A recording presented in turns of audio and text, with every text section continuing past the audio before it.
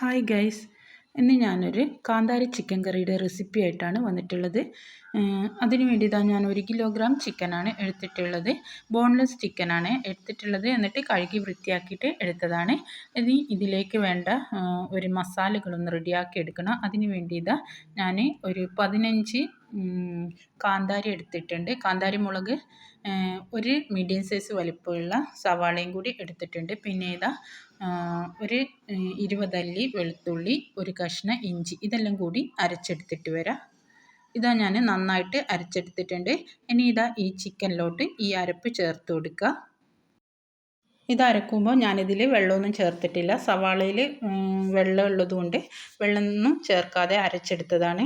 ഇനി ഞാനിതിലേക്ക് ചേർത്ത് കൊടുക്കുന്നത് 1 ടീസ്പൂൺ കുരുമുളക് പൊടിയും ആവശ്യത്തിന് ഉപ്പും പിന്നെ ഒരു ചെറുനാരങ്ങയുടെ നീരും കൂടിയാണ്.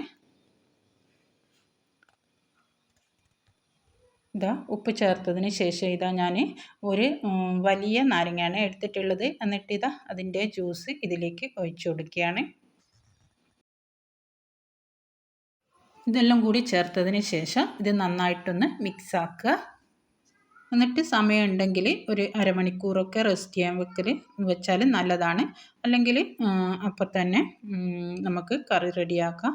അപ്പോൾ ഞാൻ 10 മിനിറ്റേ വെച്ചിട്ടുള്ളൂ. എന്നിട്ട് കറി റെഡിയാക്കാനായിട്ട് തുടങ്ങുകയാണ്. അതിനുവേണ്ടി ഒരു പാത്രത്തിൽ ഞാൻ 2 ടേബിൾ സ്പൂൺ ഓയിൽ ഒഴിച്ചിട്ടുണ്ട്.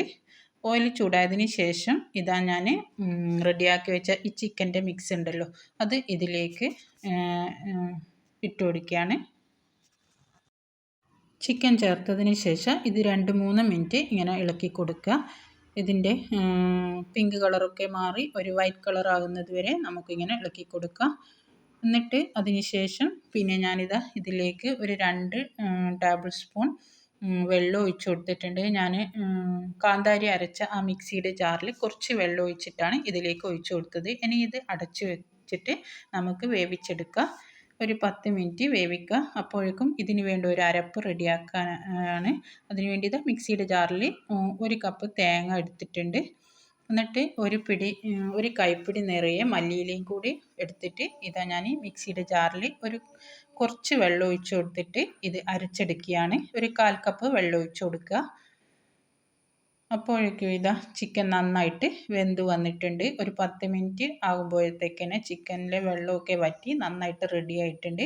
ഇനി ഈ അരച്ച് വെച്ച ഈ അരപ്പുണ്ടല്ലോ, അത് ഇതിലേക്ക് ഒഴിച്ചു കൊടുക്കുക.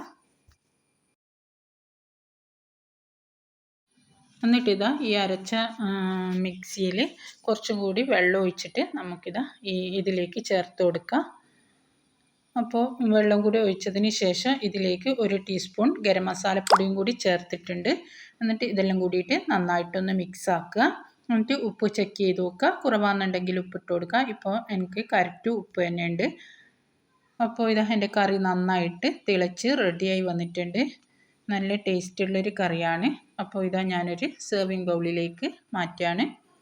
നല്ല ടേസ്റ്റുള്ളൊരു കറിയാണ്. എല്ലാവരും ഒന്ന് ട്രൈ ചെയ്ത് നോക്കുക. അപ്പോൾ ഇഷ്ടപ്പെട്ടാൽ ലൈക്ക് ചെയ്യാൻ മറക്കല്ലേ.